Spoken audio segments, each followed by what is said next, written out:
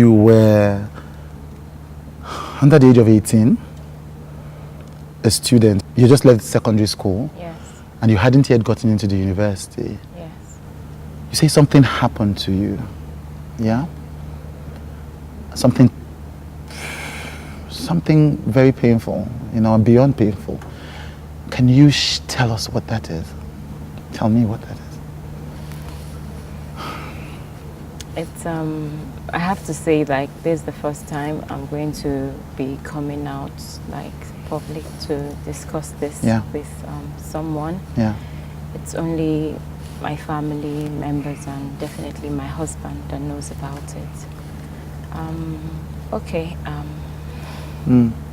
Take your time. I was still in secondary school and I came home. Meanwhile, then I was staying in Ilorin with my parents. I was born in Ilorin. Right. I went to my primary school in Ilorin, but my secondary school, I went to Gifted School Academy in Suleja. Right. This was still in Kwara? Both Suleja and Ilorin? No, Suleja is Niger State, close to Abuja. Right. So I returned home for a particular holiday, and then my sisters, they all told me, oh, they are now going to a particular, like a club, right. But it's not a church. Right. It's a club. They were doing their services on Saturday. It was more like a gathering of young people to just come and dance, praise God, and listen to the word of God. That was how they explained to me. And the kind of person I was then, I was this kind of person. I was the vice president of the fellowship in school. I believed in tying hair to church, I didn't really want anything hip-hop, jumping, that kind of gathering. So immediately my sisters told me that that's the kind of gathering. You meet a lot of people. You meet prostitutes that have given their lives to Christ. You meet cultists that have given their lives to Christ. I was like, isn't it scary to be in the midst of all these people that I don't think I want to go. They're just like, Busola, just come. I reluctantly went, and I saw the different people that were there. It was clear I was the youngest. So I was always pinching my sister because the way they were dancing, I felt, no, this is not it now. This looks like a club, But then it was like, this is like a new way of reaching out to people to know God. So I was there. They said time for first timer to stand up. I stood up and I introduced myself. My name is Busola Mokpiton, secondary school. Then I now shipped it in that I explained my journey there, that I didn't want to come here. I thought people would be like on serious set of people. How can people be praising God like this? But listening to the word of God, seeing people talk, it's really amazing, and I'm so excited that I came here. I was really, really a bold child, like I could speak up in any gathering. So after the meeting, that was where Pastor Biodun preached, Biodun Fatoyinbo, he preached. After I finished preaching, he came to meet me after the service, after the meeting. Is the general overseer of the Commonwealth Zion Assembly. Yes, COZA, yes, is the senior pastor there. But then it wasn't COZA. Yes, it was called Divine Delight Club. Right. Yeah. It wasn't yet a church. It wasn't yet a church. It was just like, and he wasn't married then, but he was engaged to his present wife. So that's how he came to me, and he was like, such a bold young lady, like I've never seen someone like this, it was like, wow, you need to keep the fire, that please, can you do something in the next meeting before I go to school? He asked when I'll be going back to school. So I said, okay, what can I do? That I can sing, I'll just try to sing, not like I can sing very well. He said, oh yes, that's great, that he plays the keyboard, that he would help me out, would rehearse together, things like that. So I told my sisters, and I felt why do I have to be part of this your club thing? I don't want to be part of it now. But my sisters told me that I should not be too judgmental, you know, because my thinking of Christianity then was a bit different, was kind of like solemn, you know. That was how... What they call deeper life. Yeah, sort of, you know. That's how I was then. So I decided, okay, I can't remember the particular day of the week, but my sister now took me to his house then.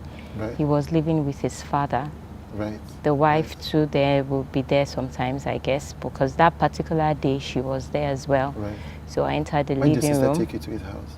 Because I was meant to do rehearsal. Right, for this thing that he invited Yes, you for that next meeting that I Yes. was meant to sing. Yes.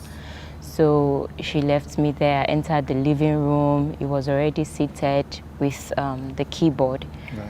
And as at then, I didn't have a phone, Right. no mobile phone. Even my house, we didn't have any landline. So it was more like, I've already told you this, just work it out, you know, come at that time. Right, right. So that's how I rehearsed. And So this was his father's house? yes, Right. his father's house in the father's living room. So he asked me what kind of song. I think I even remember the song, you know. Right. What song was it? I will serve you because I love you. You have given life to me, something like that. So I'm not a great singer. So I sang it my way, and then it was like, oh, great, rehearsed. I went back home. And the next meeting, I did the song. And as I was singing, someone came out to give his life to Christ. I got to realize the guy was actually even in cult, you know.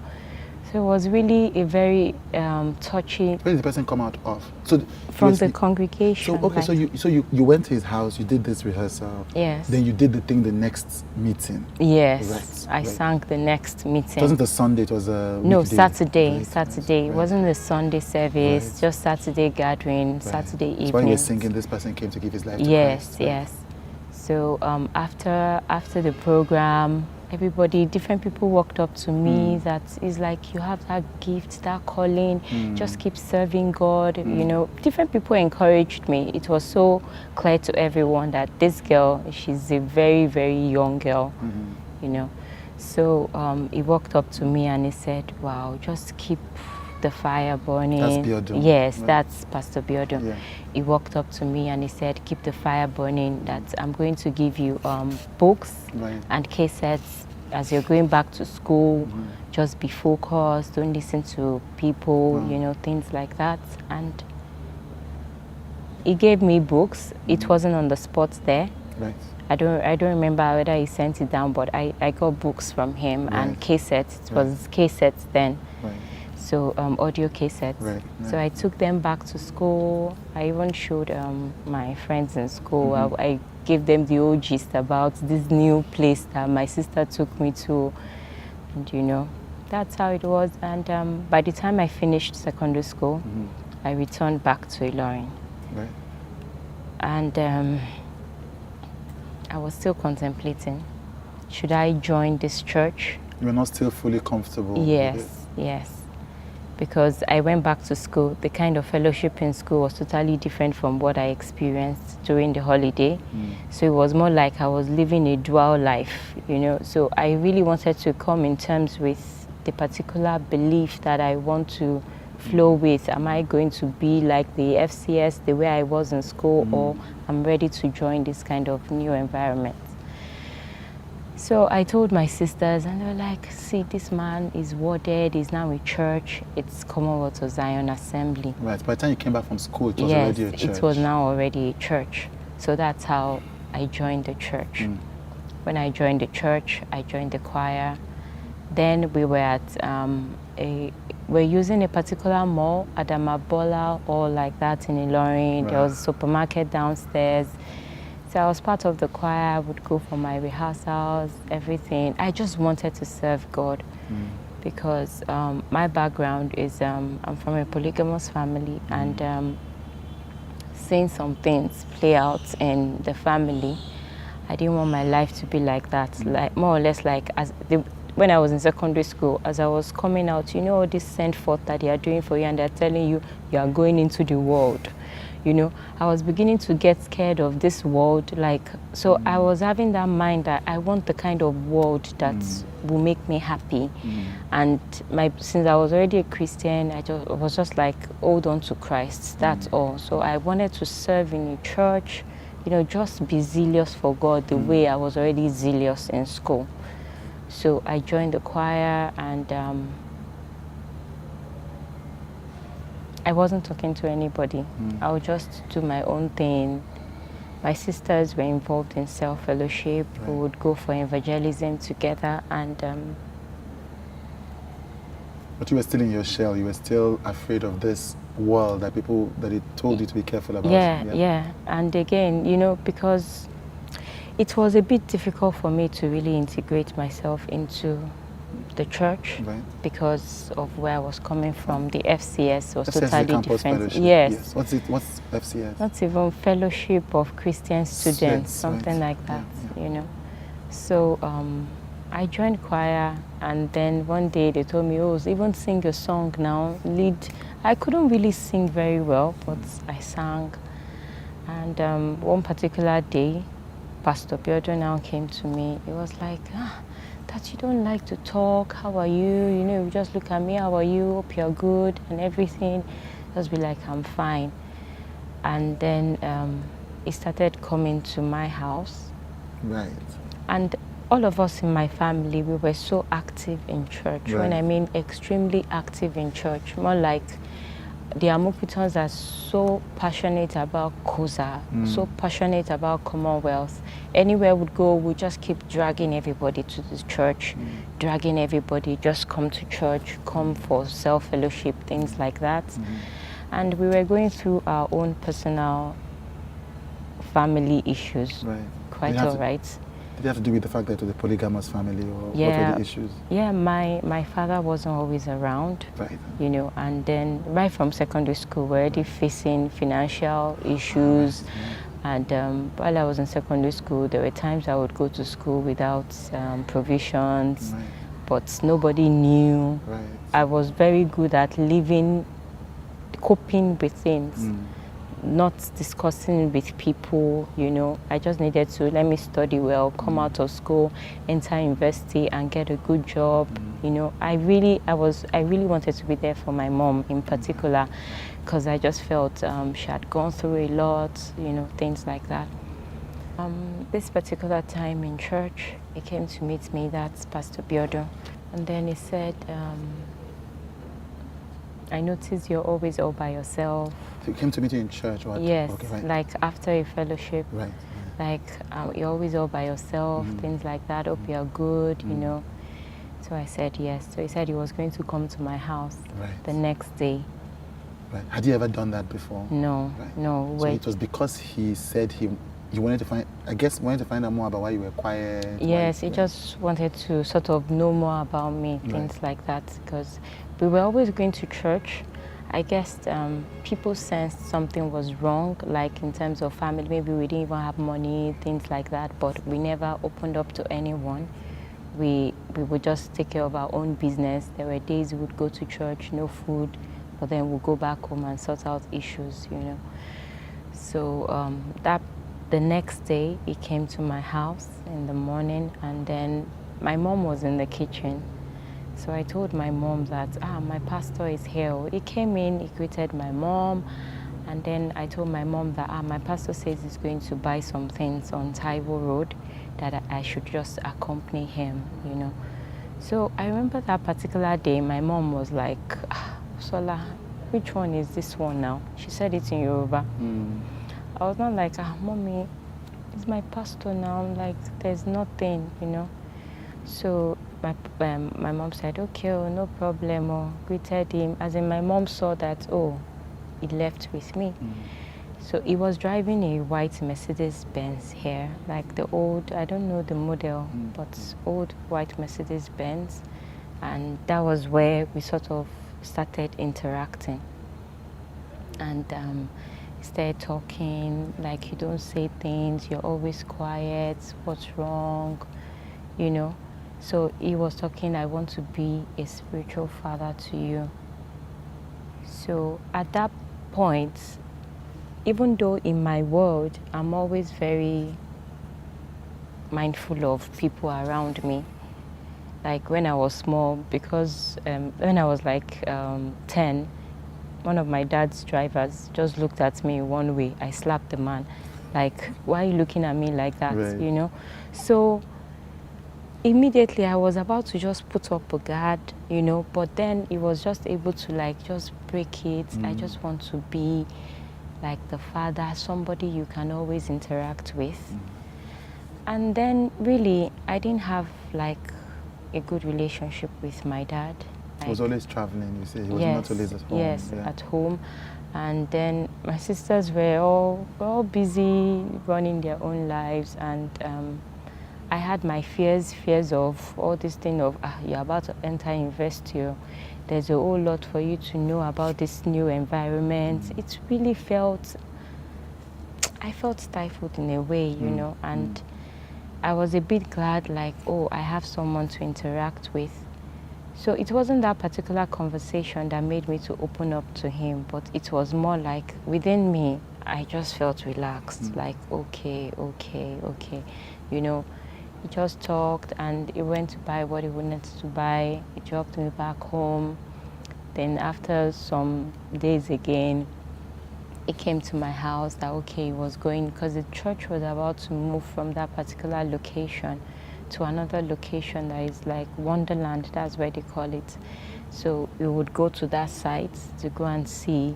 So he took me that particular day again to go and see that place. We just talked that he's doing this. He just wants me to be talking to someone. And meanwhile, all these interactions, he asked me one time, do you have a boyfriend? I was like, no, I don't have a boyfriend. I'm a virgin, like nothing. And he was like, oh, that's really good. That just keep yourself, you know, don't listen to all these people, even all these church boys and church choir members. So it was good. It felt like good advice, definitely. So felt like somebody who was supporting you and who was helping, you know, listening to you. And concerned about me as well, you know.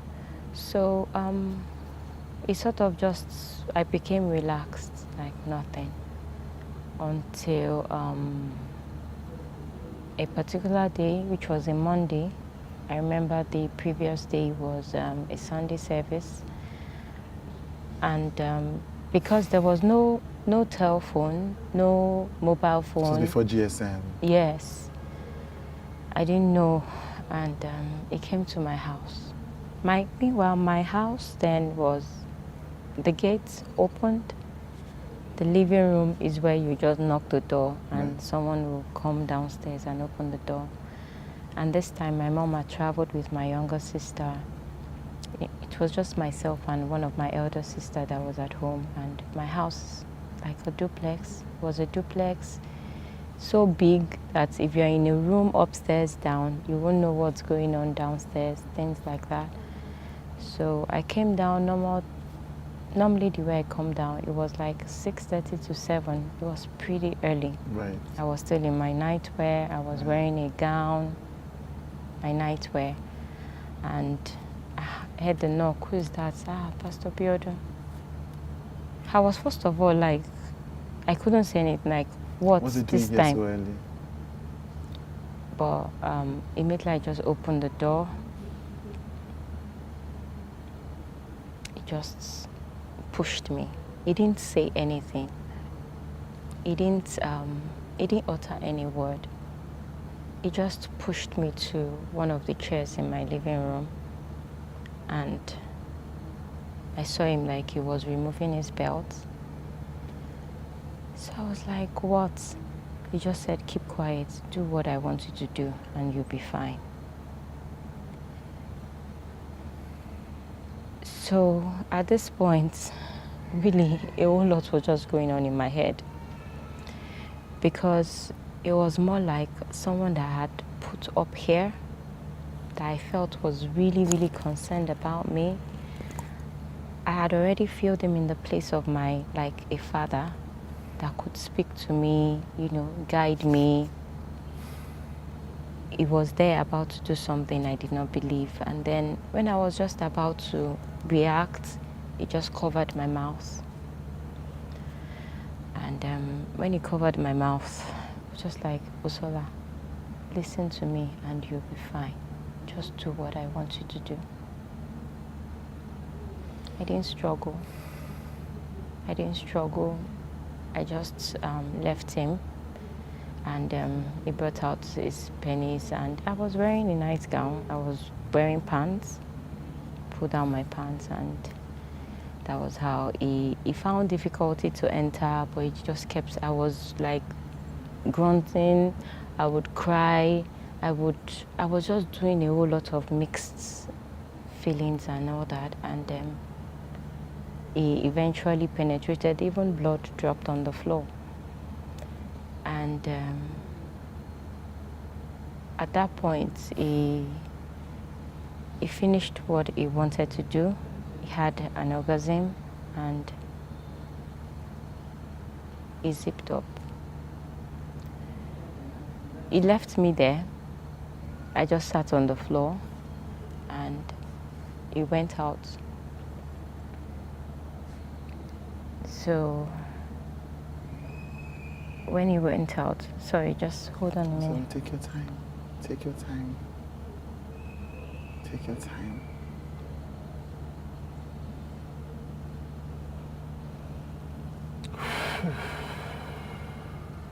Because the thing, this particular time, as it looks like something that just happened, like an event, but a whole lot are damaged within me. As in, I don't even know how to define it. A whole lot. He entered his car. All I saw was he came back and he brought Crest. What is Crest?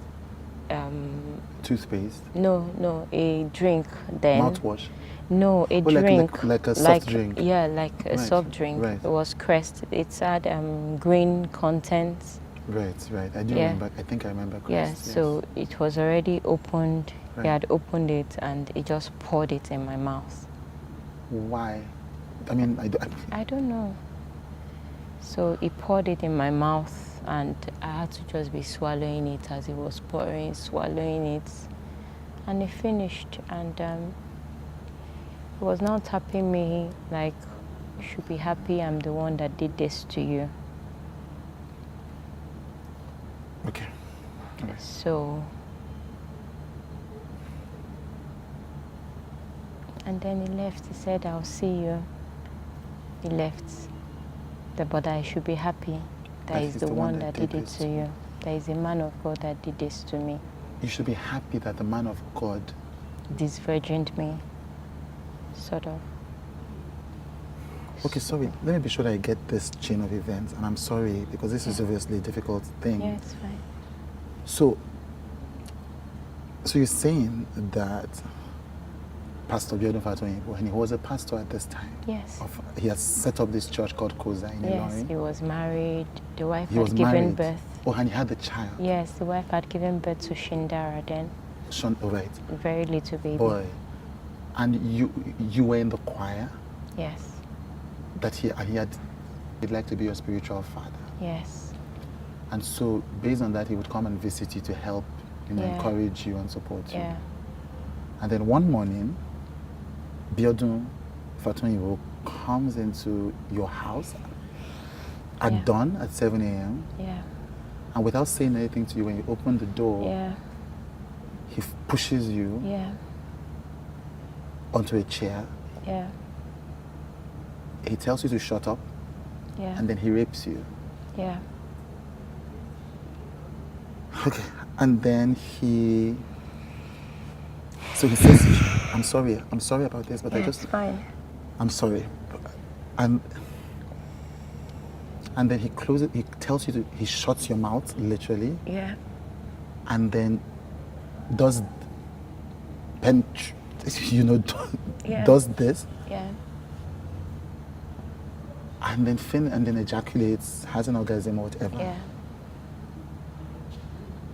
And then goes out, gets a drink, a soft drink, so he doesn't say anything to you apart. He goes out, gets a drink, And you were so, according to you, were so overwhelmed, you couldn't even scream. You didn't even, you just, yes, it just, yeah, you were overwhelmed. Yeah, it was at some point I raised my voice. Yeah. But when he told me, and again, at that point, you know, when I joined the church, then, and my sisters used to say, oh, he used to be part of a cult group, something.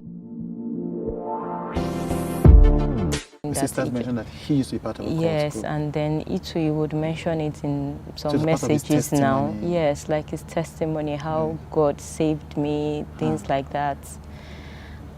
At the moment, So it felt like that was the person I was facing. Right. You know, I didn't see him as the person that was encouraging me as the father. I just saw him as, wow, like he's a mean person, that he could just do anything to just satisfy. I mean, yes, you were frightened. I mean, that would be reasonable. Yeah. So he goes out, he gets this drink, he comes inside, he forces it into your mouth. And then he tells you, and he's just disvirgined you as well. Yeah. And there was blood on the floor. Yeah. And he tells you that you should be grateful that he, as a man of God, was the person that did this to you. Okay. Okay. Where was your sister at this time? My sister was still sleeping. And apparently, I think that the night before, she went out with her friends because my sisters would just go out. I was the introvert kind of person. And I was just scared. I didn't even know what to tell her. Instead of me having time to even cry or anything, I was there trying to clean floor. I was quickly going to remove my pants. Then all I remembered was I ran to my mother's room. She wasn't around, so I locked the door and did like I was just sleeping. Why? I just felt there was a scripture I used to have in my head then: marriage honorable, bed undefiled. And watching how my mom and dad, how they were, I didn't ever want to lose my virginity before marriage. That was like one of the things that I felt, according to my faith then, that if I'm able to keep my virginity, I'm going to have a fantastic marriage. That was my revelation then. So it just felt like I had lost every single thing. Everything that I had hoped for was all gone. My dignity, I felt it was all gone. My sisters would call me aside because they knew I was a virgin. And they would say, oh, Busola, keep yourself. Oh, don't answer people. You know, we so believe in you. It was more like I was the flower of the family, like that precious. Yeah. So in short, I just felt like my glory was gone. Gone. That was the first thing that hit you. This man just took my glory. Like it was totally gone. I was on the bed. I would cry, go into the bathroom, pour water on my body. I think I had my bath up to 10 times that morning because I just felt I needed to be cleansed. I would go and wash up. I did not come out till like 12 noon.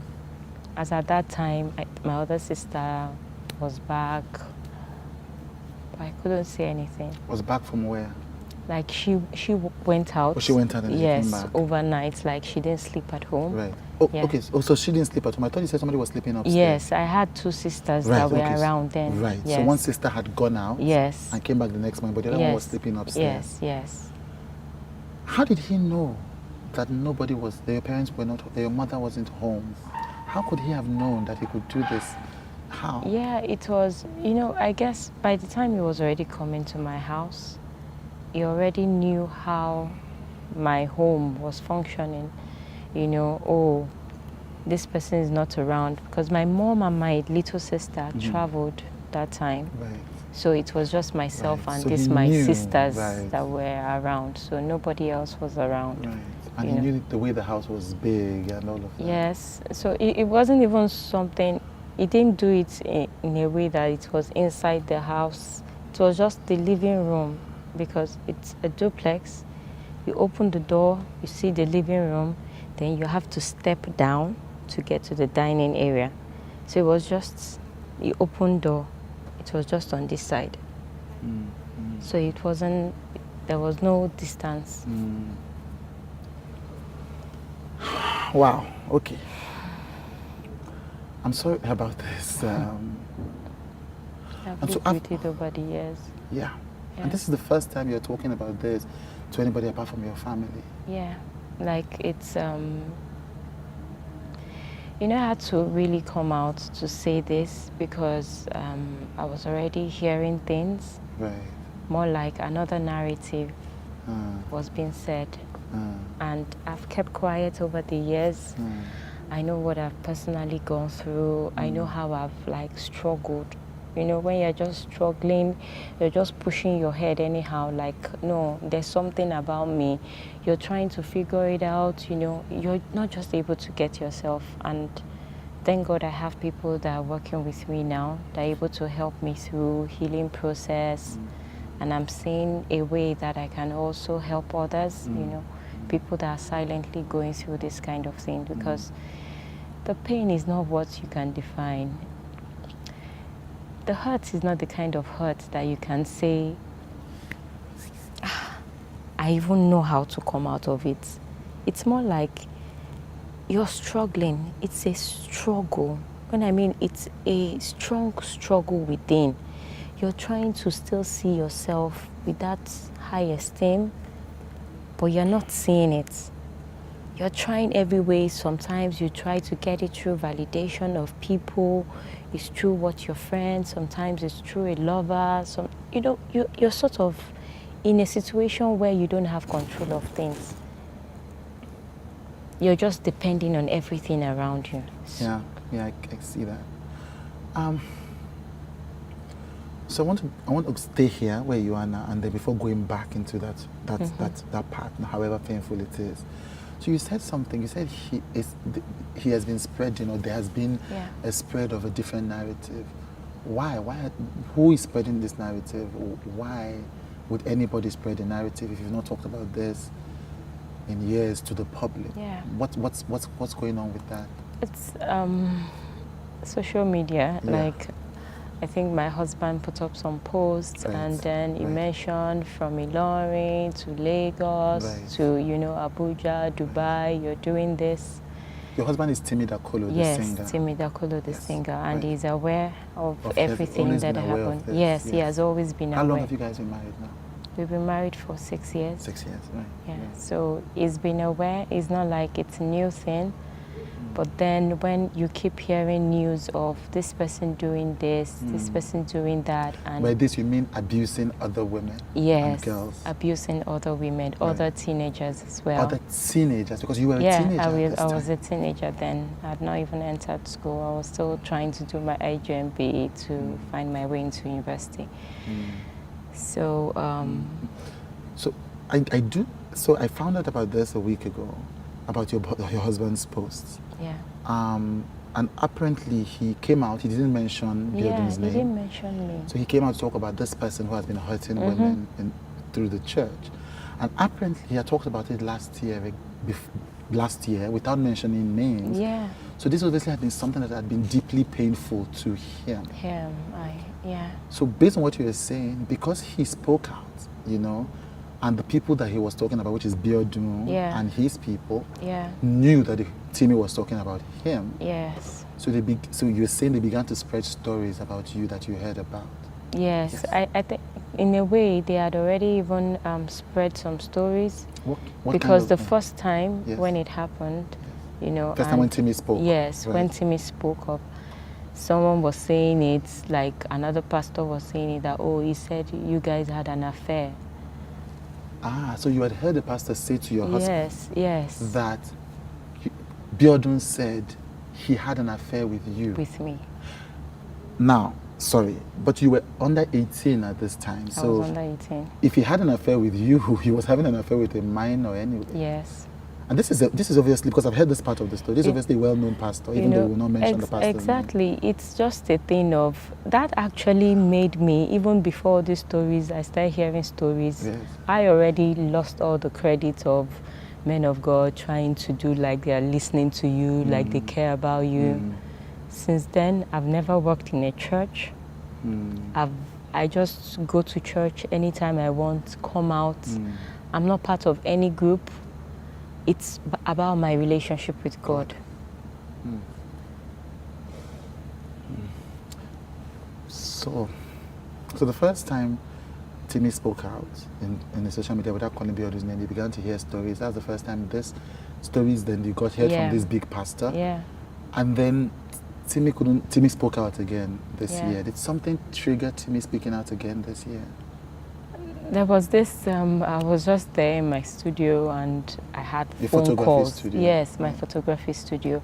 And I had phone calls, you know. Eventually I picked up, Busola, don't check online, no. Something is going on. You know your truth. My sister called me.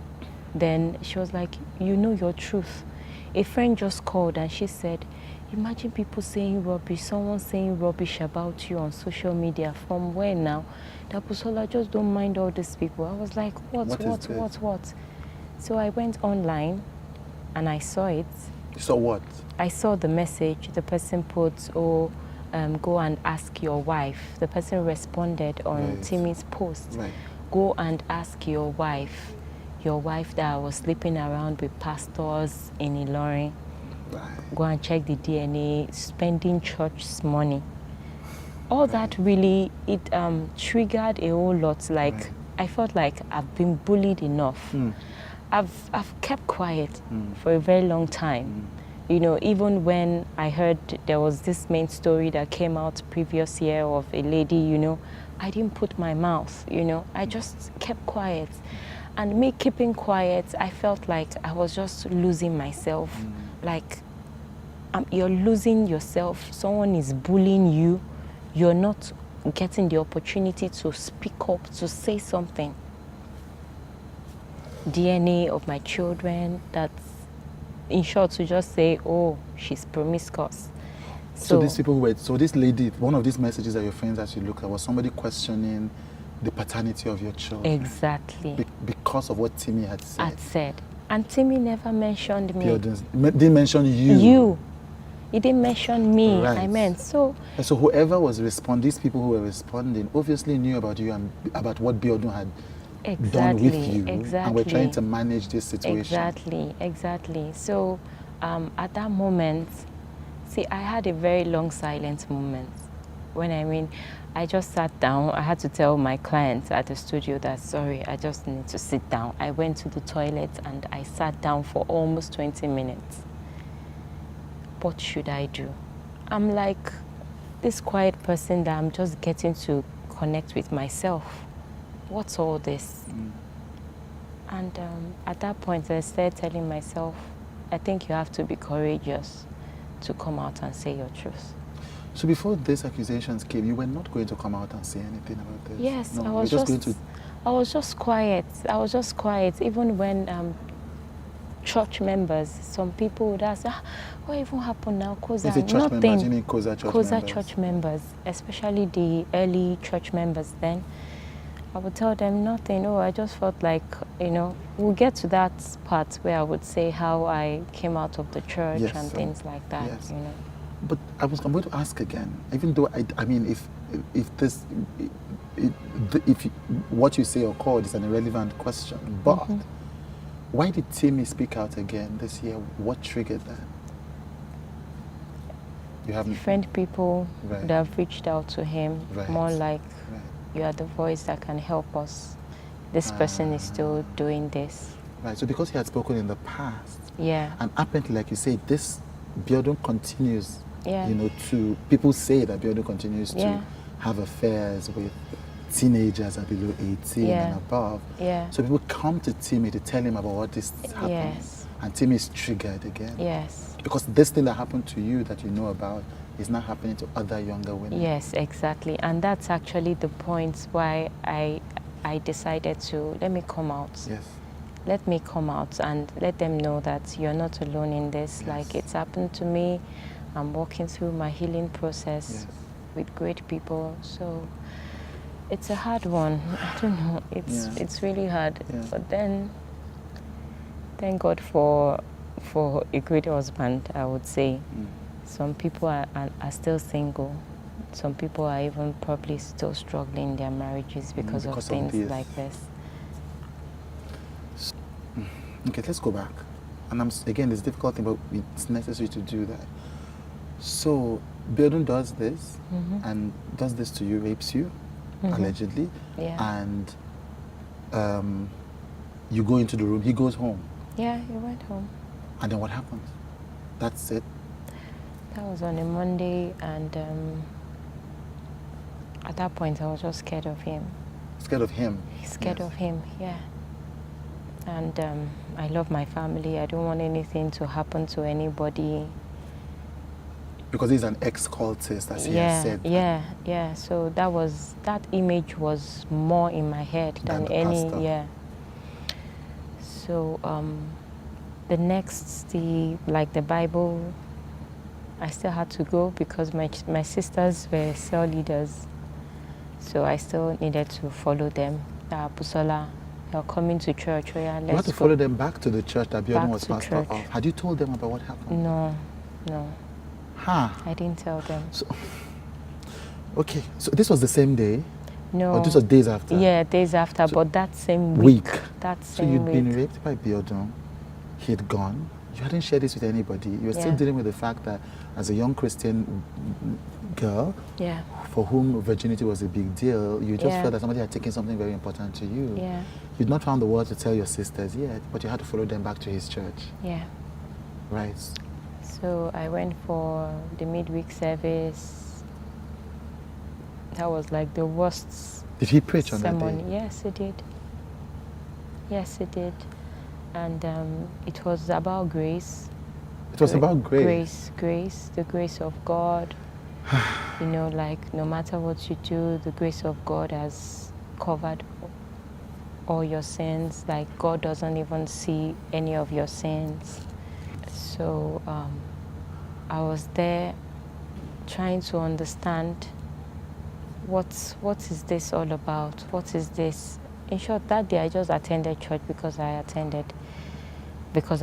to attend my sisters. And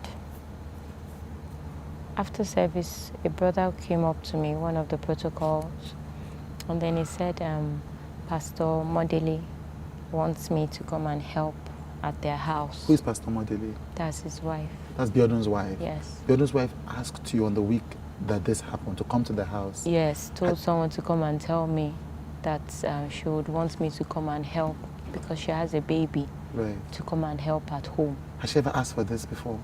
No. None of my siblings had gone to their place to help. Right. So randomly... So immediately, really, I turned to my sister. I was like, sis, I don't understand. I said, am I Omodo? Omodo in Yoruba is domestic help now. Yeah. What is all this? That was when she now said, that is not a new thing, that church members go to help her. Right, okay. All right. Okay. So at that point, I was just like, okay. So Pastor Biodun now came. He just said, I'll be coming to your house when I leave to come and pick you. To come and pick you? Yes, to go it and was help his evening. wife. Yes, so I would sleep over. So Biodun Fatoyinbo, after doing this thing, walks up to you in the church after preaching about grace. Yes. To say he will come and pick you. Yes. To come and help his wife. Yes. That Pastor Modele needs me to help her. So I went back home with my sisters. At that point, I was thinking, should I tell my sisters? Should I not tell? Should I tell? Should I not tell? I was just frightened and afraid. But in my mind, I was like, no matter what, Busola, just prevent anything like this from happening to you again. I didn't know how I was going to do it. And I still had to let me respond like nothing happened.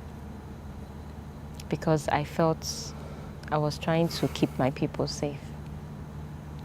So after we returned home and he came, the wife was actually in the car with the baby.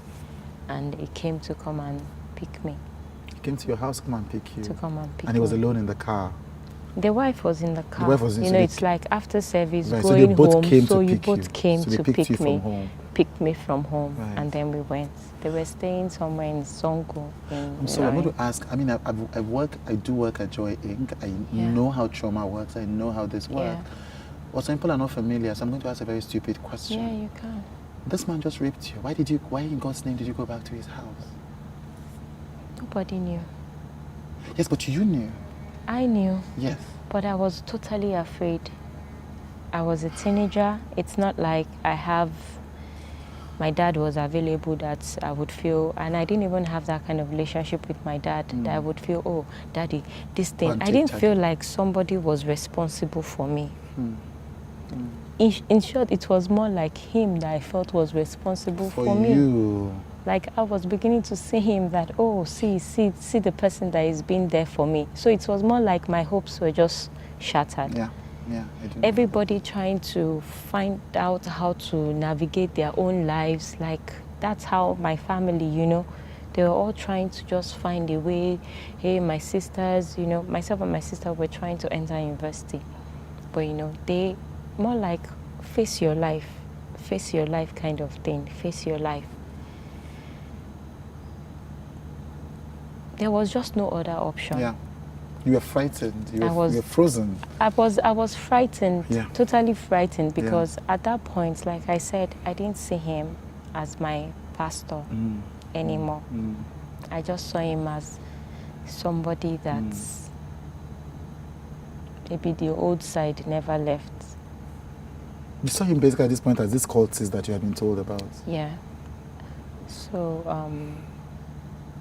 that was how I went to the house, and I was always I carried baby. It was late already in the night. So his wife entered the room. So that's Pastor Dilly entered the room, and I carried Shindara. Meanwhile, at home, I wasn't the kind of person that used to clean the house. Right. So that was why I was even telling my sisters, like, you people are the ones that clean the house. I don't know why Pastor Dilly decided that I should be the one to come and help her cook and help her clean. That I'm not good at that. I'm just learning. You know, they know this girl just came back from secondary school. So how can she do all these things? But my sister just said, I'll just go and help now. Because they did it for people. He'd called different people. Yes, he called different people. That wasn't the first time. So it's a strange thing to your sisters. Yes.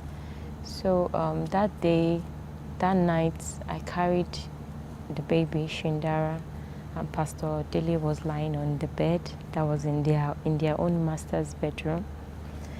So she now said, oh, Busola, have you eaten? I'm okay. I didn't bring any clothes, by the way, because I didn't have mine to have my bath, change. Yes, just wanted to leave as soon as you I would just sleep, wake up, and go and do my own thing at home. So I carried baby. Pastor Biodun walked in and he said, I've cleared the guest room for Busola. Busola should go and sleep there now. I looked at Pastor Dilly. I said, Pastor Dilly, you're the one that told me to come and help you with Shindara. I would like to stay on the bed with you. He said it again. But why would you want to stay here when there's a spare room for you? That room was meant to be like, I think like, he cleared the room in short. You know, that you can go and sleep there. Because meanwhile, by the time I walked in at some point where I was just there alone at home, he came to me, you're going to sleep in a guest room and I'm coming to meet you there. Okay, all right. So, okay, I'm sorry. Okay, so when you came into the house with both of them, he found a way to corner you and yes, say and he that said, you sleep in the guest room and I'll come and meet you there. So,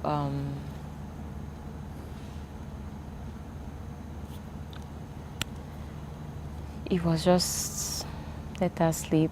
I said no. He walked away again. I made sure I just carried Shindara. She was a baby, really little baby then. So then she now said, okay, Busola, just help me. Let's lay the bed, everything. As we're about to sleep again, he came in again. As well as sleep in his wife's room? Yes. In the master bedroom? In the master bedroom. Came in again and said, Busola, he was just pacing the floor. Pacing around. Yes, like, he came again. You should go and sleep. You should go and sleep. I had to just look at Pastor Dile. I just looked at this. I said, please, I really need to sleep with you on the same bed. At that point, Pastor Modili now said, Biodun, please leave her. She wants to stay here. Right, okay.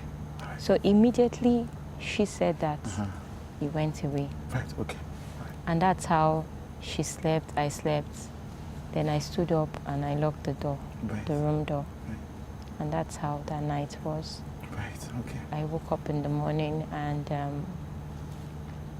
Emmy cleaned the house normally. It was already. I woke up in the morning and Emmy cleaned the house normally. He was already in the living room with Bible on his laps. And what? With Bible on his laps. Yeah. Right. And then he looked up. I greeted him. He looked up. He looked down. Then he came to meet me. He said, nobody ignores me. That he wanted to hide that. I knew he wanted to do something with me. And I made sure it did not happen. He just said, nobody. At that time, I was even in the kitchen. He just slapped my butt and he left. And I went to, I just did all the cleaning that I needed to do at home, there in their house. I prepared food. Another church member came and, you know, we finished all that. There was no time for me to go home. I told Pastor Dele, I said, I want to be going home now. Then he came into the picture. He said, I'm going out. Picture. Yes. Peter said, when he heard that you wanted to go. Yes. Okay. He said, I'm going out. I'll drop you off on the way. Okay. So I now told her, I said, I just want to go all by myself now. That, don't worry, sir, don't worry. This whole thing is just tiring. I'm sorry. I'm very sorry.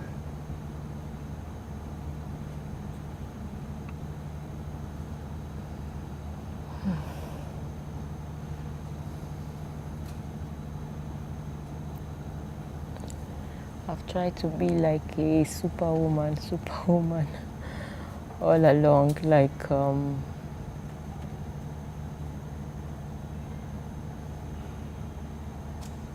don't like to remember these things. I'm sorry. Yeah.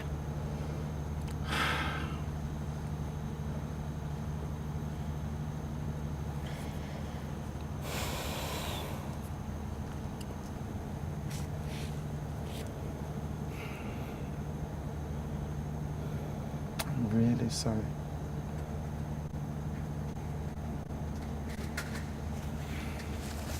In a way, really, I see men of God to just be mean.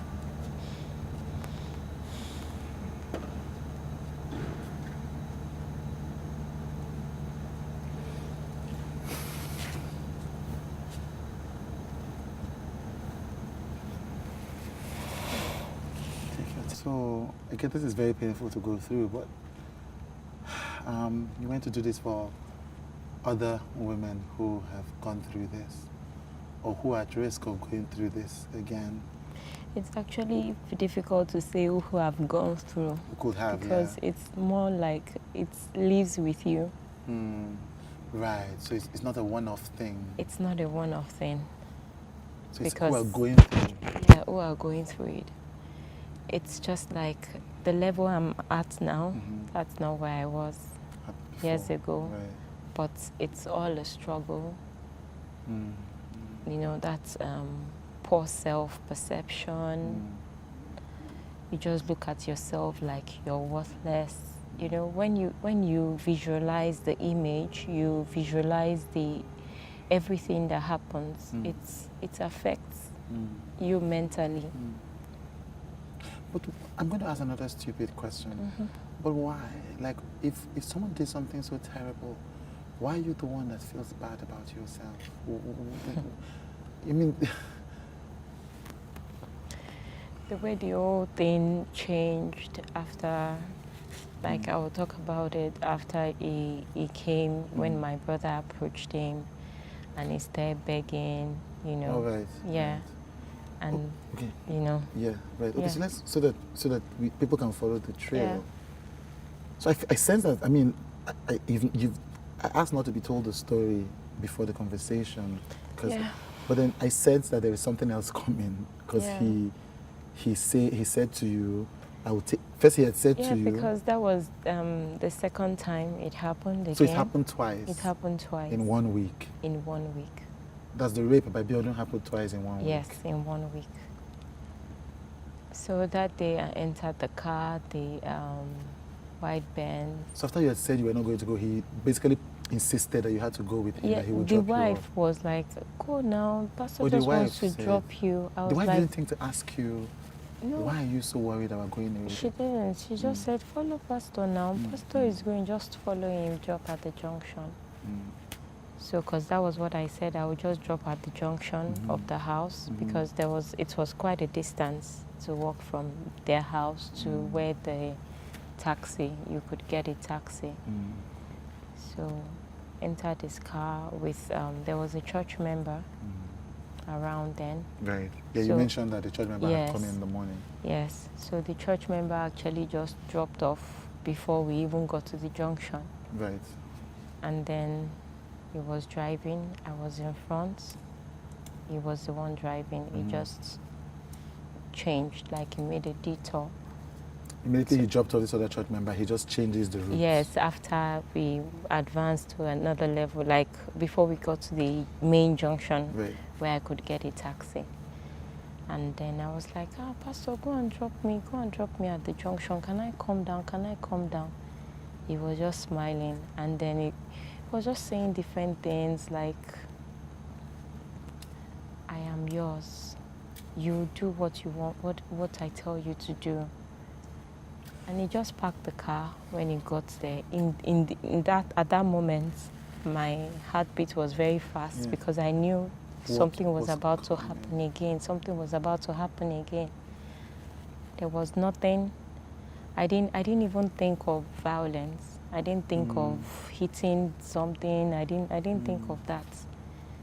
At that point, he came down from his car and opened the door, pulled me out. This was on the main road.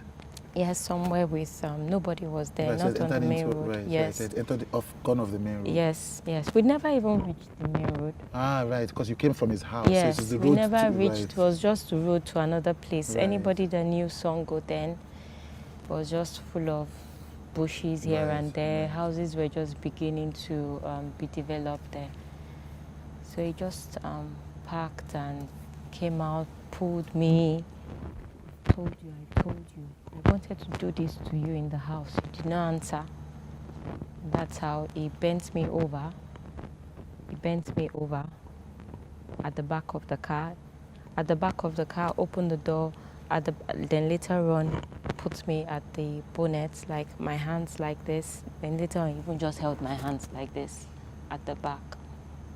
Held my hands like this. Like, I don't want to be cruel to you. Just answer me. Just give me what I want. So at that point, I didn't even do anything again. I just allowed him. So he raped you again. Yes. So he did it there.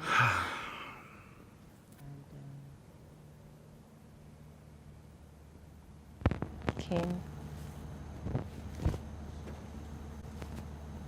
Was more or less like a slave, no. So he did it there. He ejaculated and he put me in the car and started saying sweet things like, oh, Busola, I think I love you. Saying things, I didn't even say anything. I didn't say anything. We got home. He dropped me off. He said, you'll be fine.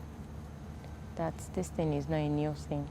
I told his ministers then that he mentioned it that men of God do this.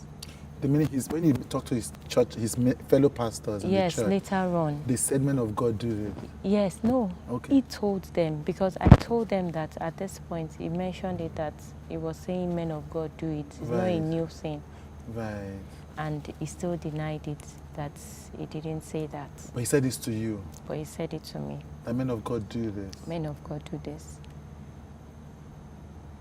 I got home. Right in front of my gate. I came down. He dropped you at home? Yeah, he dropped me at home. And I entered. At that point, I went to go have my bath immediately. I went to have my bath. I didn't come out at all for like 3 days. That particular time, I didn't go to church the Sunday. So it was getting like worried. I didn't see you in church. He came to the house. To the house. After he didn't see you in church on Sunday. Yes. Like, what happened? What's this? You know. But wasn't this strange to your sisters? Why was this married man always coming to check up on you? They didn't. It wasn't strange. It wasn't strange because it was like it was our pastor. It's normal. They call it visitation. Yes, and more or less we were very active in church. Yes, you know. Right. Even this Infinity group, the singing group. Olorioko, the singers. Yes, they used to come to Ilorin then, and we would host them. The church. So you were a church family. Yes. So the church did not really have so much money to be able to put all of them in hotel rooms. Right. We would host them in my house. Right. We would cook for them. Even with the way we didn't really have so much money, you know, we would just do it for them. Yes. I know how these things happen. And sometimes even the boys, they would notice like, what's happening now? Let's help you with this. Let's help you with that. You know, so it was more like church family. We were very they didn't even think of it. There was nothing strange about this. Yes, like he was coming to my house, and you know. So he dropped you off. I mean, he came back after the service to find out why he was worried. Yeah. And for your sisters, it's like normal concern. Everybody, but for you, we were all there. Yeah. We were all there in the living room, and they were just like, "Oh, we are fine, everything." I said, "Okay, yes." I was fine. And the next time, I was still contemplating how should I tell my sisters. The only thing that just kept me from telling them was, this person is just acting nice. This person is not nice. Like, this person can do anything.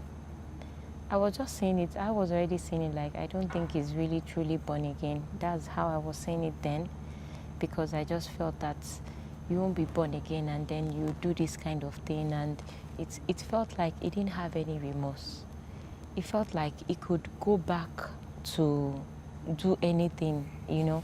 So that's how I also just felt like he can come to my house, send someone to come and do something, come and kill or... I didn't feel safe. Yeah, there was no man. Yeah. No man. It's not like I had the covering of my dad, like somebody that could protect us. Yeah. My mom I was all sold out to just be there for my mom. Like, I couldn't even tell my mom. And my mom and I, we sort of used to talk. I was like the stubborn person that, you know, some things that were troubling her, she would easily talk to me about them, you know, and I would pray with her and all those things. So all this, I was quiet. I would still go to church, come back, but then I now stopped being active in choir. I just told myself, on no account should you be with this guy alone. On no account will you go to his house again. I was just trying to like give myself different things to avoid, so I don't find myself in that state anymore. And then myself and my sisters would still talk around because they held my virginity like it was theirs. So they will talk around it. Hey, Busola, when you even have your first boyfriend, oh, don't do this, just continue. And I will still smile. But whenever we had such conversations, I would just run back to the room again and cry, you know. I traveled to, it was when I was in Lagos. I told one of my sisters, she was coming to Lagos, that please let me just follow you. I just want to come here to Lagos. She came to Lagos. I followed her.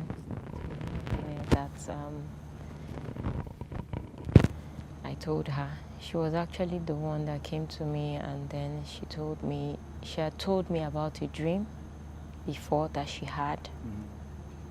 And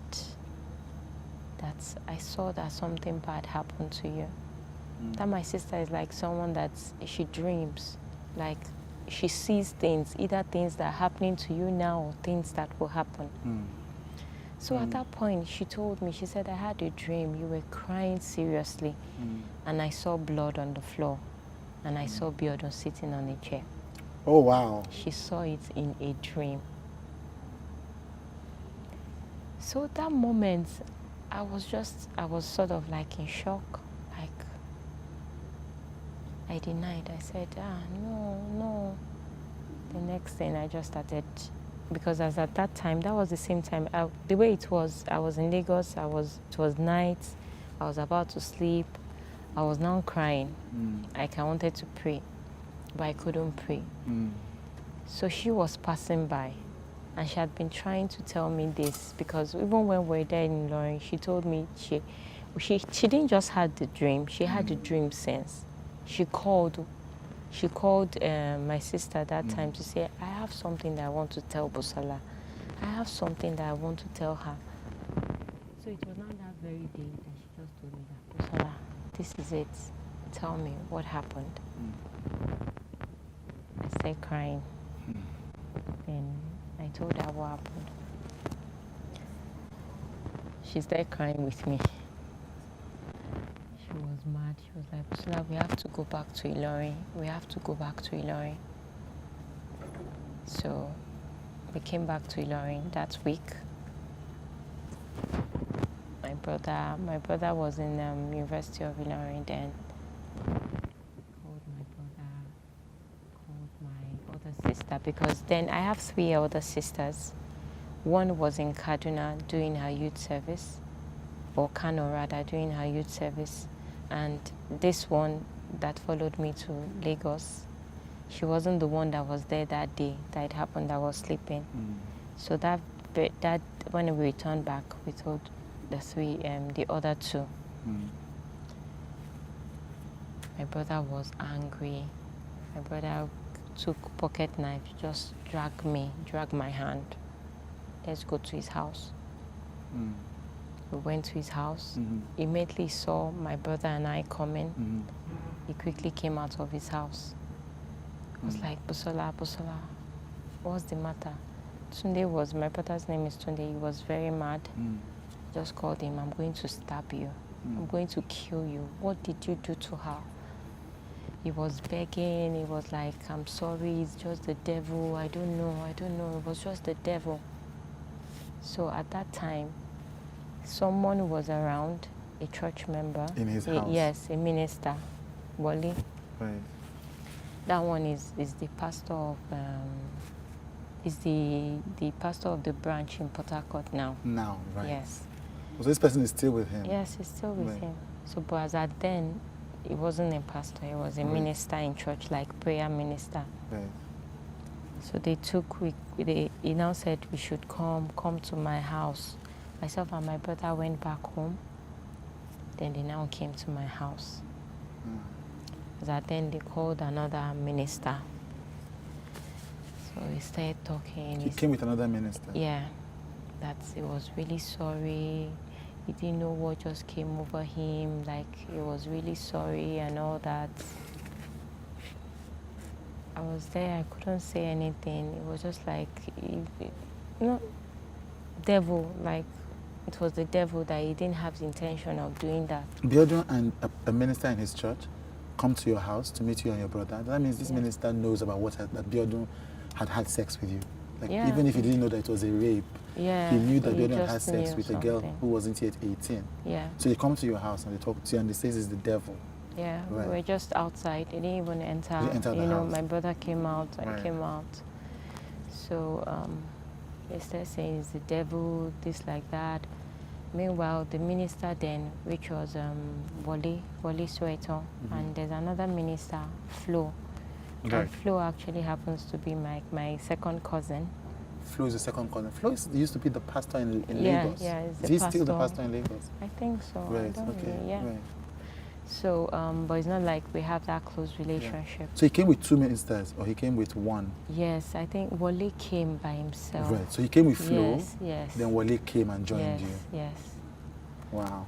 So that's how they were talking. I'm so sorry. I'm this. I wasn't really even listening to everything because all that was just on my mind was I can't get back my virginity. Like, it's been done the way I think right now. You don't know my state.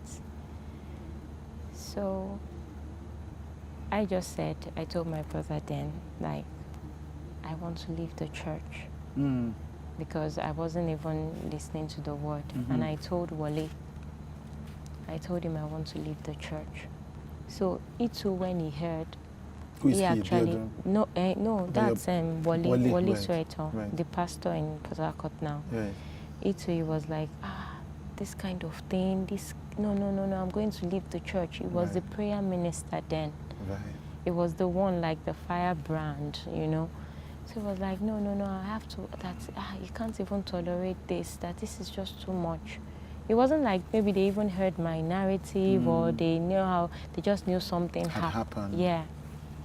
So Wole said that, and then he was like, please, I'm so sorry, you know, knelt down. I don't want you guys to leave the church.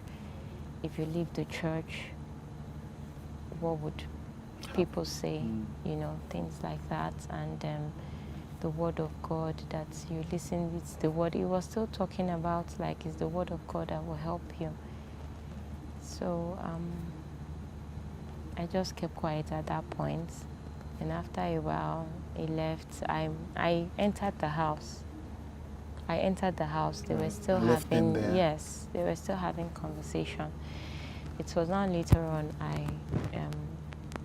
I was chatting with, I came out, I was talking with Minister Wole. Right. Then, so he was like, Pastor is really sorry, and it's like he really needs their help. Like, so basically, Wole was saying this man is a sick man, he needs help. Like, yes, he doesn't feel this is the right time to leave him. Oh, this is not the right time for Wole to leave him because he needs Wole's help. Yes. Right. Like, you know, he was the prayer minister, so Right. maybe he felt He praying could, like, just be there for him. And then he was talking that it's just time, you'll be fine. Who will be fine? You will be fine. Yes, that I'll be fine. That you will be fine. Yes, that I'll be fine. That we should just look at him like it's a weakness, like it's something. That you should look at it as if Biodun raping you an under 18-year-old is a weakness. Yes. Right. And you know, it was just an act of the devil. I was just nodding. And later on, after they all talked, you know, so I can't believe this happened, though. I can't, you know, they all expressed themselves differently. At that time, Pastor Biodun had left. So I went back home, and I know the next Sunday we didn't go to church. It was like we went back to church after like 2 weeks. You went back to the church? Yeah. Why? Wole came, as in, it was more like constant visits to us. Like, Yamopitons, you people are really, really... And your mother didn't know by this time? My mother didn't know. And we all agreed, like, we weren't going to tell her. So, but your sisters knew? Yeah. And your sister who was in Lagos, you know, the one who had... I mean, again, how did... Like, sorry, and this is a lot. This is a lot. And it's a lot for me, so I can't even imagine for you. But I'm just trying to understand. So, when your sister had the dream, because it's a very random dream, what made her walk up to you to tell you this dream? There's something. Yeah, it because was a very that weird particular dream. day. I was in the house about Right. to sleep at In night. Lagos, right. Yes, in Lagos. Because see, every night wasn't the same night anymore. There are times I would cry. Sometimes it would be like I would almost sleep off in the bathroom. Then I would get up. I was just trying to adopt in my own Disorganized. way, you know. So that time I was in Lagos. I was actually just kneeling down. And it was like I was praying, but I wasn't praying. I was just crying. I mean, well, this was night, late in the night. So my sister came out of our room, of the room where she was staying, and she noticed she was just hearing sound. Why? I was just saying, why me? Why me? That was just the question I kept asking for a very long time, because I felt I was faithful to God. I felt I had led many people to Christ, even though I was young. I felt I had done a lot for God, you know, back in school. I would even do like a deliverance session for people. I felt I was too committed. I had time every 4 p.m. every day. Once it wasn't church day, I would always be reading my Bible or praying. That even my family members knew. They would just say, don't go near Busola, or she's in that room praying. I was reading one book, Conquering an Enemy, called Average. You know, I felt I had done a lot, and I didn't expect that to happen to me. Yes, because I was just thinking God probably didn't just love me as much as He loves him. You know, God didn't love you as much as He loves Biodun. Yes. Right. So I was just saying, why me? And my sister entered, and she saw me crying, and she said, stop praying. This is not prayer. I've been sensing something is actually wrong. She didn't even start to disturb me that I should tell her. She just told me I had one dream. That was when she now told me that dream. A dream. Right. I just started crying because it was more like just confirmation. Yes. So it was that point that I told her. Right. That's how we came to Ilorin, and she was the one that told my other siblings. I didn't call them. So you went back to this church in 2 weeks because they had been coming to meet you, to beg you as committed members of the church. Yes. No, not people to... Meanwhile, I didn't go back because I just wanted to, committed members. I thought let me protect my family. These people don't understand what's happening. That was my goal. Maybe they saw it that, Busola, yes, she's really zealous for God. That's why. It wasn't that. It was fear. It was fear. So I went back, but I didn't join any workforce again. I was just there. We just be involved in the cell fellowship with my sisters, and little by little I just kept rejoining. People even knew, like church choir members. Some would walk up to me, why are you not in the choir anymore? I told them, I was just struggling to sing. I still kept it because they told me that please just hold it, don't tell anybody. Yeah, sure. So it turned to a thing like protect your pastor again. Jehovah. So I personally, it just felt like what was happening to me, which people did not know. I didn't have any form of self-esteem anymore, because it was more like I was saying God as God, so you have favorites. Okay, so you actually love men of God even more than anybody else. A whole lot was just going on my mind. So at that point, my Christianity began to, that fellowship with God I wasn't having it anymore. Because God hadn't kept his part of the bargain as fast. Yeah. So I was just doing things religious sake and things like that until he did one program, and he told me, he walked up to me in church and he said he's doing this program for me, like so that it will be part of the healing to get me. But one pastor, Kayode Ojiseson, I could remember that thing of like, you know, just preaching. He preached about bondage no more, that it was, you know, it's also something he's fighting. Like the pastor said it was something he was fighting. Yes, What was that's he in Pastor fighting? Biodun. I don't know, like maybe fighting sin or fighting. Right. So you this know. session is to help him overcome this bondage. Yes, and also there was the session like for broken people, if you've been abused. I even came out when that Pastor Kayode was preaching. I came out, you know, prayed. I was crying. I came out, prayed, went back. That's how it was. I just was just there until someone walked up to me and the person like, oh, I like you, I want to ask you out. I didn't know, like prior to that time, it was already telling the different people, maybe someone, and he used to say it in church then, if you want to enter any relationship, make sure you tell your pastor, you know, like they must sort of agree to it, you know, like that was just the order. So this person did not tell him, but the person that walked up to me did not know the person was actually his cousin. Okay. That's Pastor Biodun's cousin. Yeah. And that's how he walked up to me and was like, he used to see me in church. I'm just so, you know, I stay on my lane. And we started talking. We became friends.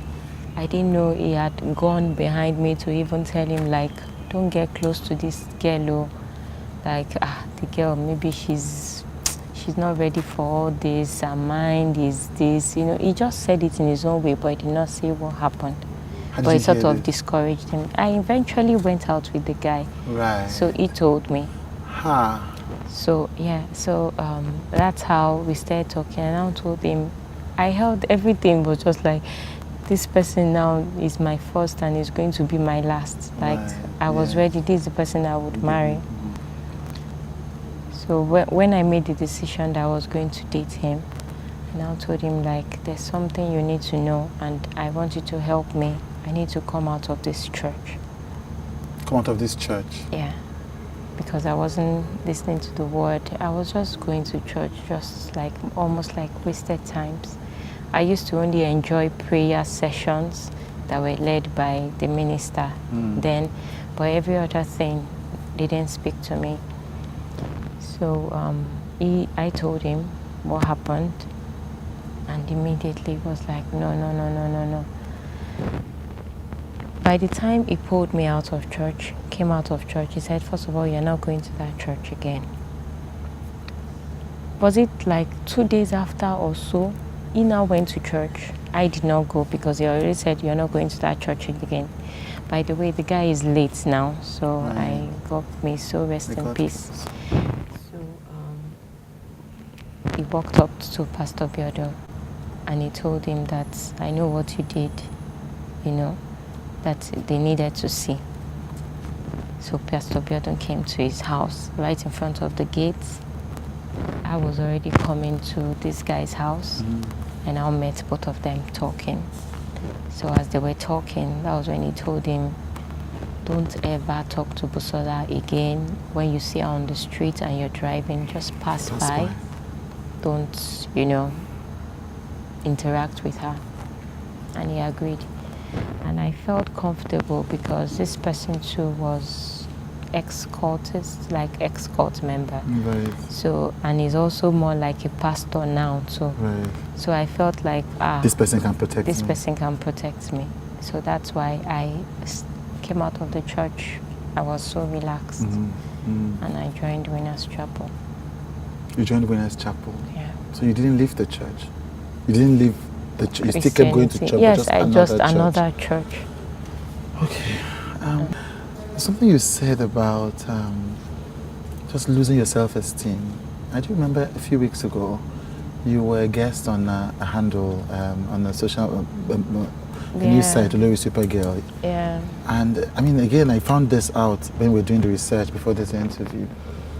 And you said, I remember the exact moment I lost my voice, or something like that. I remember confidence. When I lost my confidence. Is this what you were referring to? Yeah. And did it come back? Has it come back? I don't know I don't know what to ask, but have you, since that moment, and this was, you were 16, 17 at the time, or? It's more like fighting. Like, the way I've been is more like I'm just fighting through. So since that time, you've still been fighting through? Yes. It's not, at some point, it affected me a whole lot. I didn't even know that was actually the bedrock of issues that I had. Everyone I dated, I just felt like at some point, oh, this person doesn't love me, Joe. It's not real. I dropped off. I would just leave. And then I just decided men are just to be treated in a very harsh way. Like, I started feeling like I needed to be inflicting pain on men. Like, unfortunately, they were innocent, but I was also feeling like that was the way I felt I could get my power back. I was really just thinking, because there was nobody to walk me through anything. It was still more like, go and listen to the word of God, and the word of God sort of looked vague. It wasn't applying to my state. It was just more pray this. I would pray, I won't feel better. I would, it was just more like, see, all these things that people are saying, let me just know that I'm not worshiping idols. But then, in terms of this one, it's on my terms. It's based on how I want to do it, So it's affected a whole lot. Why did it affect you for so long? Why? I mean, why? Again, I do have experiences with people who dealt with trauma, but just for the people who are watching, why? It's more than a decade. I didn't actually know it was still affecting me. It was just something happening. I did not know. Because after it happened then, and okay, I was already dating this person, and then I felt like even this person was sort of taking advantage of some things because of what he knew was happened. Right. So you were feeling unsafe, just generally. You couldn't trust your experience. So luckily, I would say luckily, both of us now broke up. I had to leave the relationship. Right. And I left. And the moment I left, I just felt that thing of, you have to own things now. Right. More like be in charge of this relationship world or so whatever. They can't exercise this power over you anymore. Yes. Like, I don't know what the intentions, because unfortunately things went sour too in that relationship. So it was a mindset that I built over time. I did not know, really. As a coping strategy for this thing that you dealt with. I was still, when I relocated, I worked I was in school when I graduated, and I came to Lagos. Me living my life normally in relationships, there were things that I would do, and the person would say, this looks so absurd. Why are you doing this? I didn't know, like, maybe it was triggering something from the past. I just I didn't know I had issue. I never saw a psychologist. I never saw any professional. So it was more like walk yourself through the process. So it was all stumbling blocks, rise up again, and, just trying to find yourself. That was the thing. I was just trying to find my voice, find myself, feel like I'm living again. So it's really like just 2 years ago that I started connecting back to myself. Why? Why did you start connecting back to yourself? It's a lot of, after some things, the way I would react to things at home, the way I would feel bad, like my husband could just make simple comments about something. I would interpret it another way that is entirely different. And he would look at me like, you have a problem. What's wrong with you? What is, you said this and you already, I would already interpret it. So you think I'm useless? So you think I'm, because that was how I was feeling. I felt incapable. I just felt I was worthless. I felt, so I was still struggling to tell myself, you're special. You're special. You're special. But some little things he would just do would just trigger those things, and then I would now be there trying to find my way. So it was just this time, and I just told him, I need to know the bedrock of things. Like, this is not me. This is not me. Like, who am I really? So that's all. That healing process just started as a result of me saying, let me even get to know God for who God really is. Not the God that I hear that they preach on pulpits, not the God that, you know, other people talk about. I want God, and I prayed that prayer to God. I said, God, I want to feel you in my life. Like, let me know that you are real. You understand every single thing I have gone through. You must just help me out. So it was more like that time I had come to the end of myself. I mean, there's a lot to ask. But two of the things that I've heard said in the midst of the research about this is that, but quickly, let me talk. I mean, a few years ago, there was a big deal about Biodun and a young woman. It was a big national scandal, and he had to respond to it on the pulpit and etc.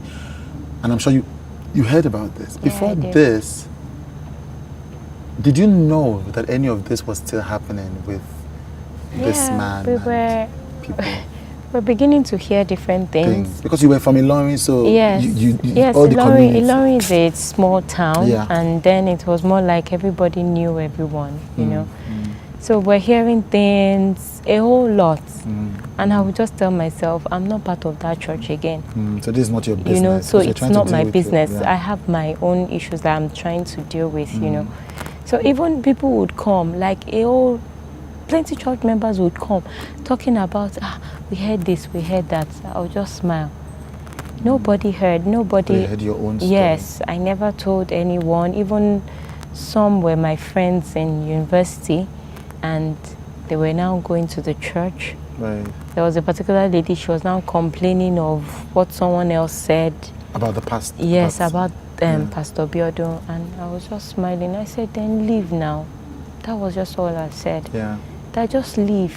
So there were constantly stories about him harassing, abusing, and soliciting young women. Yes. So, but I never felt the need to speak up. You know. I just felt like that was what I felt like. Let me just leave him Get to away God. From these people, and his wife never reached out to you. She never asked any questions. She never called me aside to say, Busola, what happened? She never did. Again, doing research for this, I did talk to members of the church, rank and file. What did you think about these allegations about the big Ese Walter story? Yeah. And the two things I heard. One was, and again, this is by no means a representative sample of the entire church. It's just random members. I heard was one, women are always throwing themselves at pastor. So actually, he's the one that is having to deal with all these advances. And two, that he's a human being. Human beings make mistakes. I mean, they don't know. I mean, this is the first time I couldn't tell them about your story or anything I'd heard, but they'd never heard about a rape, or at least in the popular imagination. Yeah. What do you say to these two things? One, that, he's a handsome, powerful, wealthy man, and as a pastor, women are always throwing themselves at him. And then again, as you were talking, I just need to say, the one of, like, he gave me money, I was spending church money. Yes, you mentioned that at the beginning. Yes, there was no, the church didn't even have enough funds. Because they were eating from bringing people to come and eat in your family's house. Yes. There was even, I remember a particular time that my sisters, we sort of even hosted them, himself and his wife, at our house. And I could remember how we struggled to sort of just, put money together just to make sure that, they had a good meal. So there was no time that they really knew what was happening to my family. It was when he now became close to me, like more like a spiritual father I knew. And there was no time after it happened that he gave me money, church was giving me money. There was no time like that. And in any case, you left the church soon after, so you didn't have any interaction with him? Yes, at all. Okay. I know that after this happened, and I know that your husband showed me 1 or 2 messages. People have been, which is part of the reason why you decided to speak out. People have been sending him the most alarming. Some of the things I've read have blown my mind. Allegedly, but still blown my mind. What do you feel when you hear these stories? I've heard of people who've had to have abortions, who've had to leave the church, there's another story of a young woman, allegedly, who he also did the same thing. You know, I don't want to call, obviously I can't call names because it's her story to tell. March up to into her house in the morning, just like with you. And according to the recorded message I heard, she was saying, you know, thank God she was just a sharp worry or something girl that didn't open the door, you know. And so there's this multiplicity of stories that are in Timmy's DMs, WhatsApp, phone. It looks like an enterprise that has been going on. When I hear those stories, like, it saddens me, and it makes me to just feel like, does he not know the ripple effects of these things he's doing? How is seriously damaging these people, damaging their lives. I mean, seriously. Because I know I've gone through it, or I'm still working through it, you know. So, and at some point I was even telling my husband, I feel like maybe I should have come out, like I should have summoned the whole courage then in Ilorin to really come out, you know, and say stuff. Yeah, but that's not... That was also part of self-blame, like when I hear some stories now. But it's not your fault, obviously. Not your fault in any way, because you're dealing with your own issues as well. Yeah. So I needed to get to that place. I think I've advanced in a way. So that's why I can actually sit down here and be having conversations with you. Because I know, I mean, even in the process, we've been doing some pre-conversations, just asking you, are you ready? And I've seen you break down, just imagining doing this. I you know, people would, it's more like you become so vulnerable, and it's a state you don't want to be in. It's really a state you don't want to be in, and I'm just thanking God I have a great husband. He's been a hero. I don't know what to say. He's been a hero. So I'm just imagining ladies that are there, they don't have anybody. Yeah. You know, it's... Yeah. I don't know, he should just be sensible. Like, I don't know what the issue is. You're not the only pastor. But pastors, I do know that some big pastors have called Timmy, maybe not you, I'm not sure, basically to say, look, we know this happened, you know, but he has been punished or something, or, you know, I've heard stories, and I don't know how, you know, true this is, that, I mean, at least one big pastor, and I mean a pastor of a big congregation, says, look, you know, he's confessed, he's asked for forgiveness, he's been suspended from the church for a couple of weeks, and I know that at least one pastor, according to your husband, has reached out to Timmy to say, look, you know, what can we do about this? So now, based on all this, is the conversation not tilted to protecting the man of God? Yes. I'm not hearing conversations around the people that he's allegedly abusing. You understand? I'm not hearing conversations around the people. So it's more like the conversation is always around the person. And why hasn't you're protecting? Yes. Please continue. Like you're protecting this person. Yeah. But if you can make him to stand up and let him identify, because we don't even know what has happened to some. Yeah. And if you actually call yourself like you're a pastor, you are not a pastor to pastor yourself. You're a pastor to feed the sheep. To feed the sheep. And you know that this sheep, they always say the church is for the sick people. Yes. So do you now leave them, they're already sick, you send them away being sick? Is that a good place to be in? So it's just conversation. If it keeps being, it's looking like you're all protecting this person. Man at the expense you're of protecting this person of at the expense of these vital souls that are actually dying on the inside. Yeah. Dying on the inside. Because it's really something you can't see. Yeah. And they're like, Yes. what is, you know, it's even now like emotional, mental illness has just been identified in Nigeria.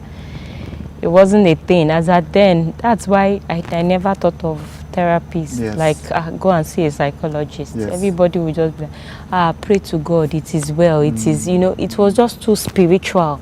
But meanwhile, it's a mind thing. It has moved from the spiritual state. It's a mind, because I have a soul and the body, you know. So the mind is actually where the whole battle is, where you are fighting through, you know.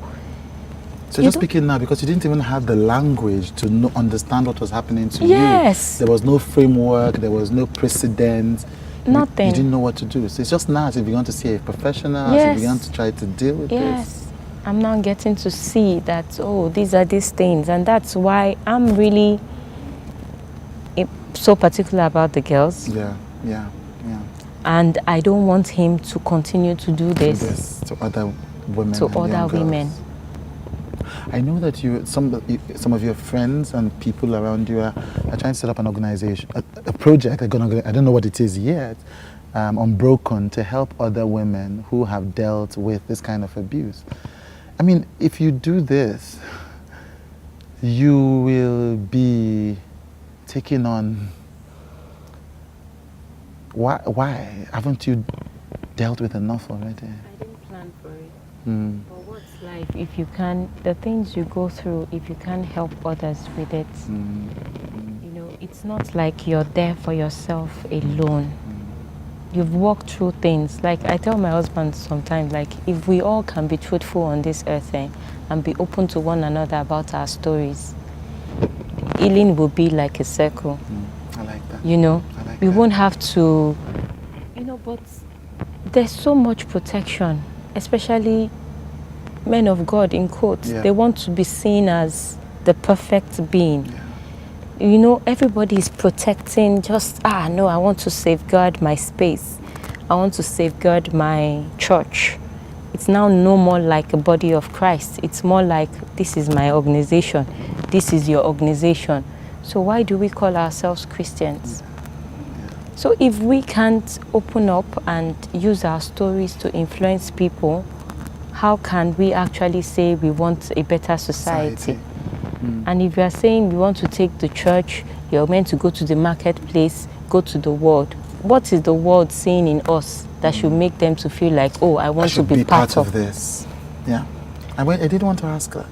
Because I'm a Christian, you know, and I'm church-going, church-walking, tongue-speaking, Bible-quoting Christian. I know, and you're a Pentecostal Christian. Yes. So, you know, you didn't leave the Pentecostal No, I movement didn't. because of this. You kept trying to seek for God. Yes. And you did say something, there's a stunning lack of compassion from even these men and women of God. Yeah. But one of the things that people say is when you say something like this about a man of God, they say, you know, you shouldn't destroy the body of Christ. You shouldn't destroy the church, you know, don't disgrace the church and all of that. And I've heard people say that about you on social media. Yeah. Or not about you, but about Timmy when he talked about this. What do you say to that? It's just, that's Nigerian Christianity. I don't know how to put it. Yeah.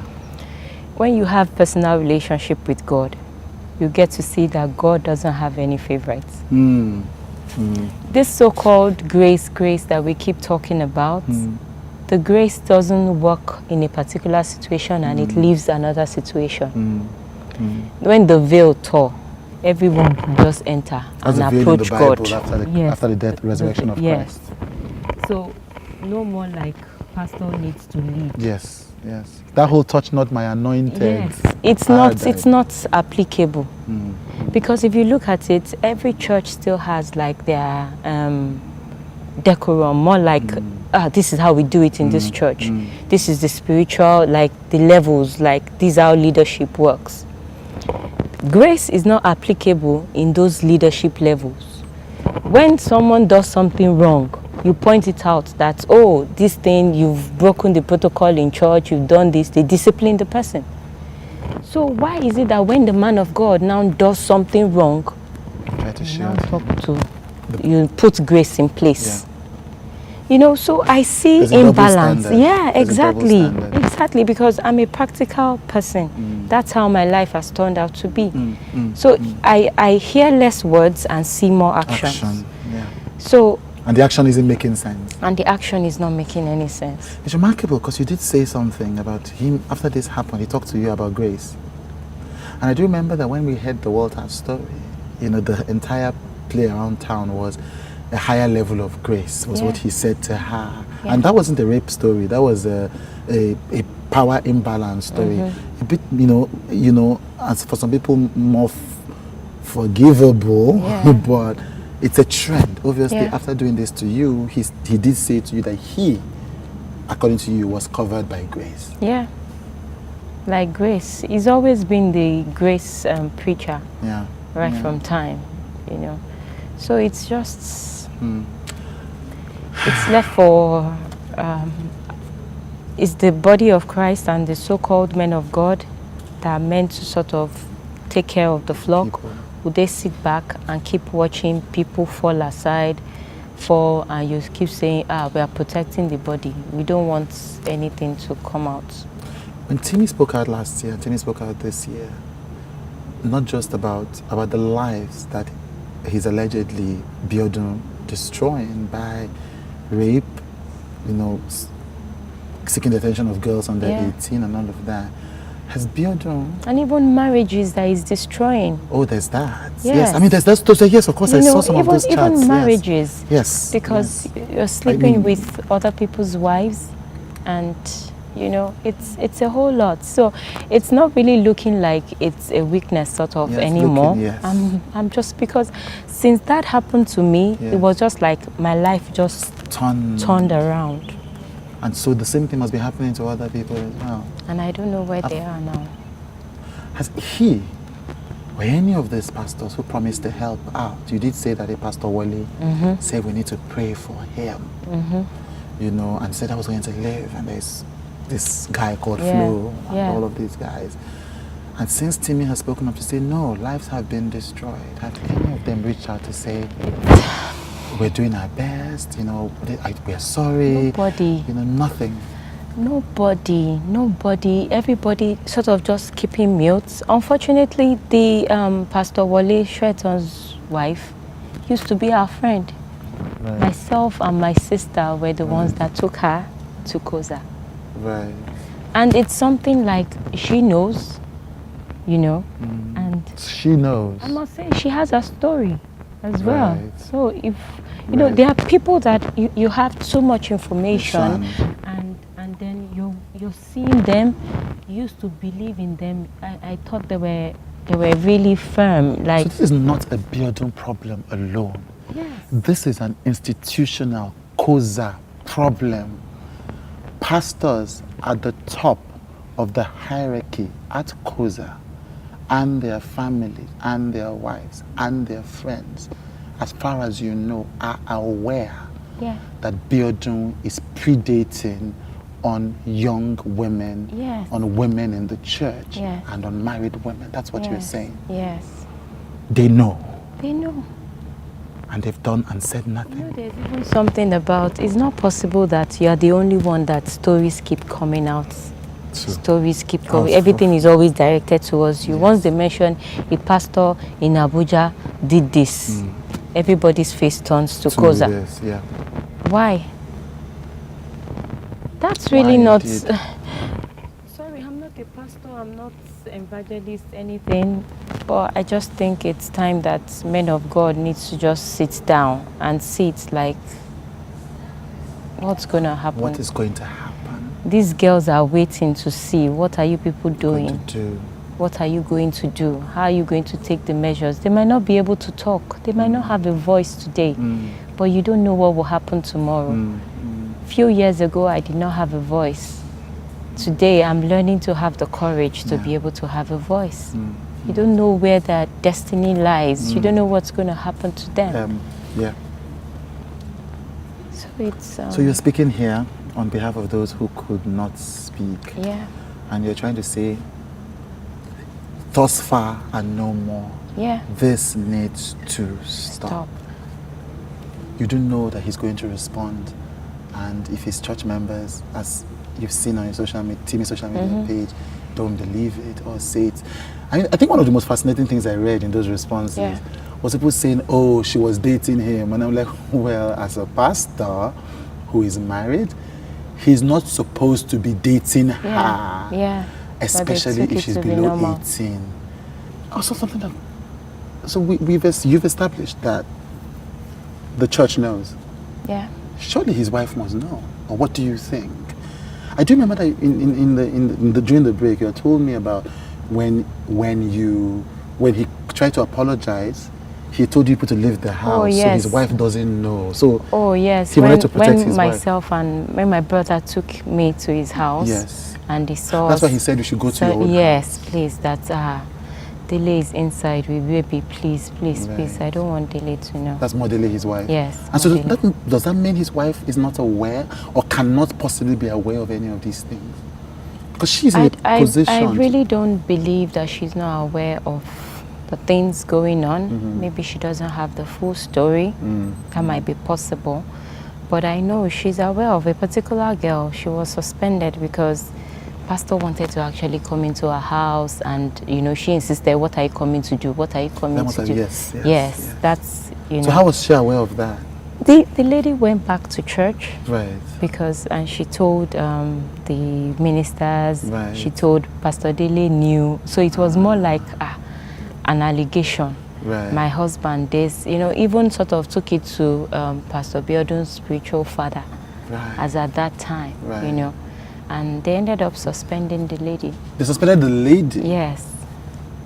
So it's questionable, all these things. Yes, there's something that's not right. Yeah, something. And if all of these things are happening, and all these things you say are true, and the pastors know, his wife probably knows, ministers know, church members know, the ones who are defending him on your sites, on Timmy's Instagram page, because he was just having affairs. The wife knew what happened to me. You believe the wife knew what happened to you? The wife knew what happened to me. I believe so.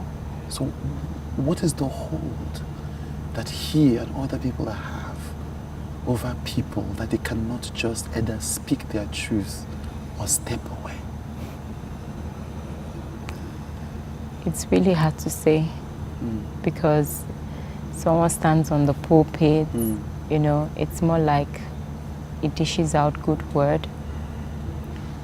And it changes people's lives. Yes. Because the word coming out is fantastic, is mind-blowing. Yes. But the life is different. You're really affecting the vulnerable people. You're affecting them in a devastating way. So it's more or less, that's why I know people always say, leave men of God. Just listen to the word of God, their lifestyle. But then if you have an issue like this, there has to be measures. Yeah. There has to be checks. Yeah. If something keeps going on consistently, don't tell us like we are helpless. Yes. It feels like we're helpless, and people will still send their children there. Yes. People will still allow their wives to go there. Yes. Families will still go there. Yes. Don't let it be like the body of Christ is the church is a place that we have no solution. Goes. Yes, anything goes. And it's not just the church. I remember talking to you and telling you that many years ago, I had a relationship. I was telling you this story. Yeah, you did. With a person who was working on my team. Yeah. And it was a proper relationship. There was nothing. It was very adult. There's no question. Yeah. And then years later, when I began to discover about power dynamics in relationships, I found that when you are a boss, this is not a church. When you are a boss, you exercise power over people. And when I realized that, I called and I apologized. Yeah. So you're talking about the church, but this is not acceptable. Yeah. Even outside the church. And so the church should be held to a higher standard. Yes. Because more or less they already, and the church is even sort of like spiritual. Yes. And like Nigerians, everything and spirituality, man. Like if he says die, you die. Yeah. If he says go, you go, So it's that fear. That fear, That fear. And it's also part of not understanding the revelation of who you are really in Christ. That people need to wait for one man of God to pray over them, to do something. You can actually talk to God and God will listen to you without you even talking to any man of God. The Bible says in the book of James, if anyone lacks wisdom, let him ask from God, who gives to all men liberally and upbraideth not. Thank you so much for sharing this story courageously. Yeah. And I look forward to the work that you're going to be doing to help other women who are facing these challenges. God will help me. God will help you. I don't know how I'm going to do it. You are His anointed. God will help you. Thank you.